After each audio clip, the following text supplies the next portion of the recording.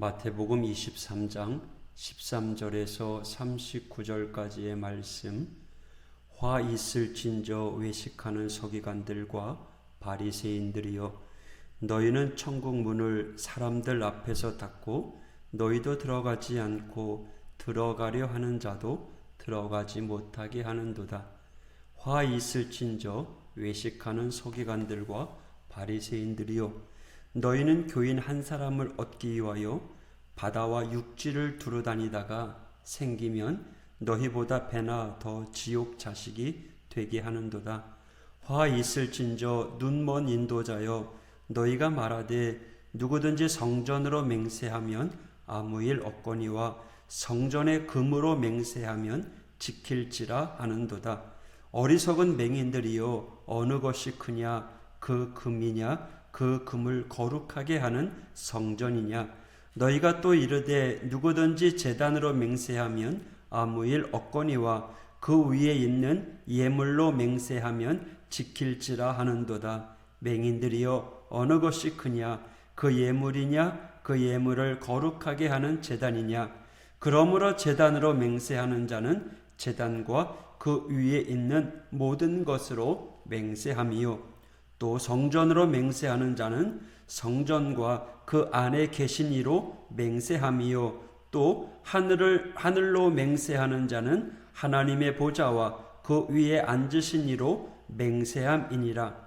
화 있을진저 외식하는 서기관들과 바리새인들이여, 너희가 박하와 해양과 근처에 11조는 드리되 율법에 더 중한 바 정의와 긍휼과 믿음은 버렸도다. 그러나 이것도 행하고 저것도 버리지 말아야 할지니라. 맹인된 인도자여, 하루살이는 걸러내고 낙타는 삼키는도다.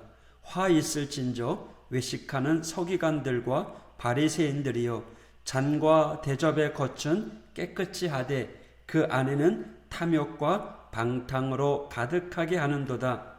눈먼 바리새인이여, 너는 먼저 안을 깨끗이 하라. 그리하면 겉도 깨끗하리라.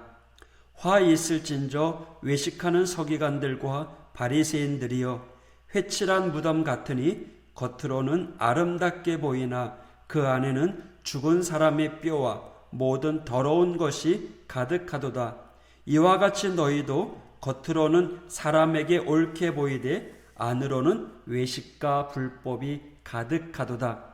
화 있을진저 외식하는 서기관들과 바리새인들이여, 너희는 선지자들의 무덤을 만들고 의인들의 비석을 꾸미며 이르되, 만일 우리가 조상 때에 있었더라면 우리는 그들이 선지자의 피를 흘리는데 참여하지 아니하였으리라 하니, 그러면 너희가 선지자를 죽인 자의 자손임을 스스로 증명함이로다. 너희가 너희 조상의 분량을 재우라.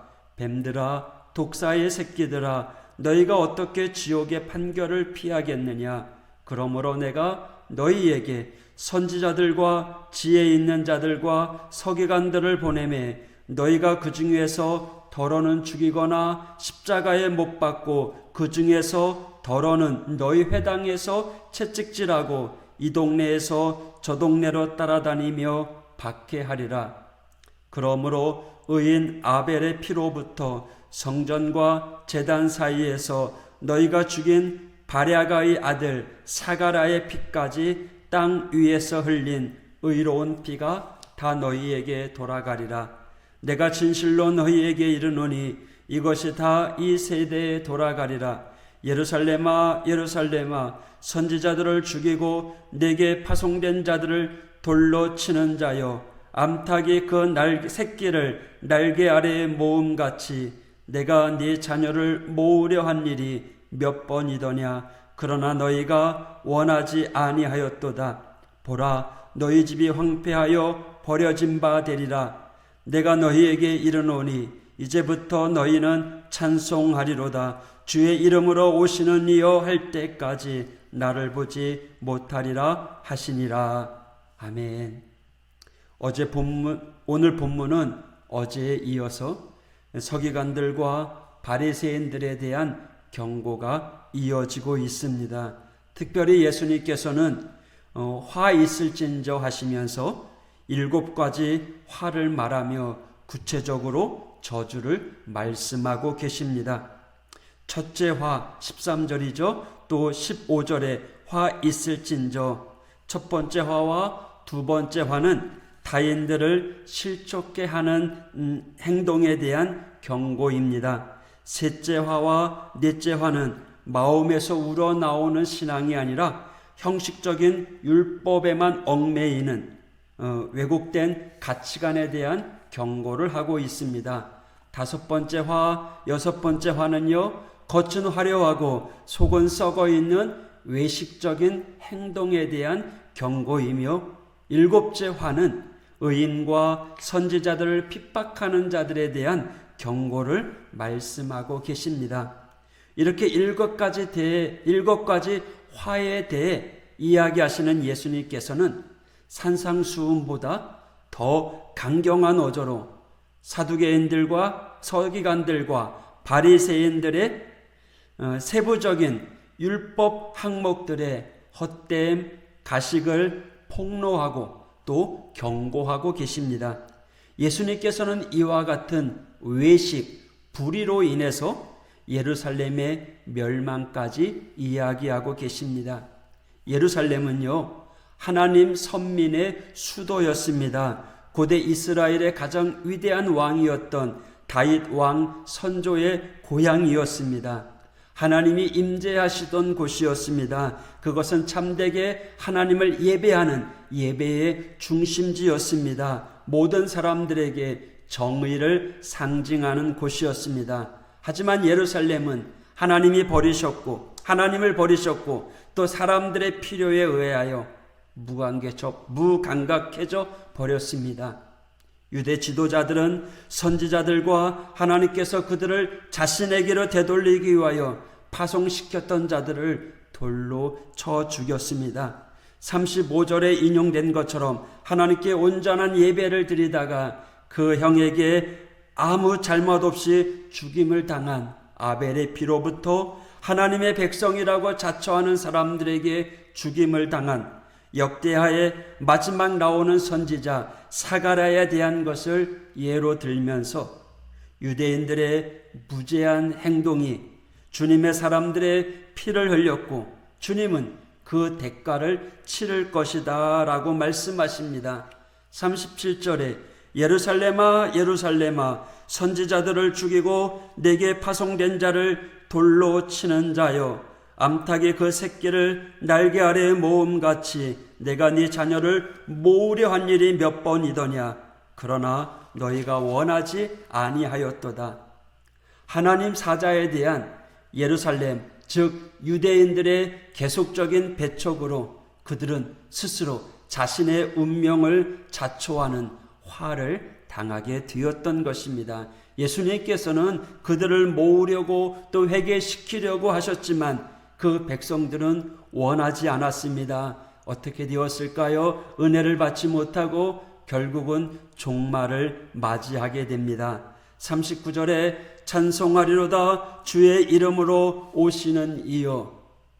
시편 118편 26절이죠. 예수님이 예루살렘을 입성할 때 호산나를 외치던 종려 주일에 무리들이 외치던 말씀이기도 합니다.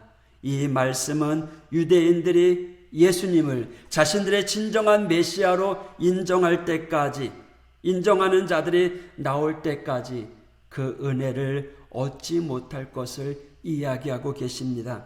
오늘 말씀에서 우리가 되짚어 봐야 할 것이 있습니다. 바로 37절입니다.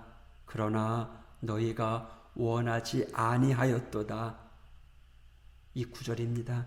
이 구절을 보면 예수님께서 7가지 화를 선포하시고 계속해서 경고의 말씀을 하시는 이유가 예수님이 화나서 분노해서 그 표현을 하는 것보다는 그들이 돌아오기를 바라는, 그래서 안타까움으로 외치시는 부르짖은 그 부르짖음이 더 적절한 표현입니다. 마치 곁길로 나간 자녀를 위해서 부모가 돌아오라고 그렇게 원하고 자녀들에게 끊임없이 바른 길로 가기를 원하는, 그래서 야단치기도 하고 안타까워하기도 하는 그 모습처럼 예수님께서는 이 서기관들과 바리새인들이 대가를 치르게 된 것에 대해서 비아냥거리면서 그것 봐 쌤통이다 라고 잘됐다라고 이야기하는 것이 아니라 오히려 안타까운 심정으로 아비의 마음으로 그들이 돌아오기를 간절히 외치고 계신 것입니다. 오늘 우리는 예수님께서 암탉이 자기 새끼를 보호하고자 품고자 하는 것처럼 우리를 부르고 계시는데 그 부름에 외면하지 말아야 할 것입니다. 마음을 돌이켜서 주님께로 돌아가야 할 것입니다. 우리의 마음을 주님께로 향해야 할 것입니다. 그리고 주님의 날개 아래, 주님의 품 안에 평안히 돌봄받는 믿음의 성도가 되기를 축복합니다. 오늘도 주의 성령이 저와 여러분 모두에게 함께 하시기를 간절히 원합니다. 기도하겠습니다.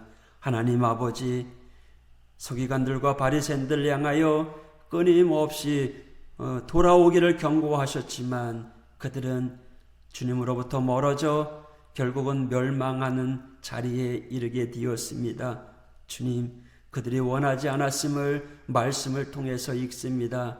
주님, 오늘 저희들이 이 말씀을 교훈 삼아 저희들은 세상으로 나아가는 자가 아니라 암탉의 새끼를 보호하고자 품고자 하는 그 날개 아래로 들어가 주님의 보호 아래 세워져 가는 오늘 하루가 되어질 수 있도록 인도하여 주옵소서. 성령 하나님, 저희들을 붙잡아 주옵소서.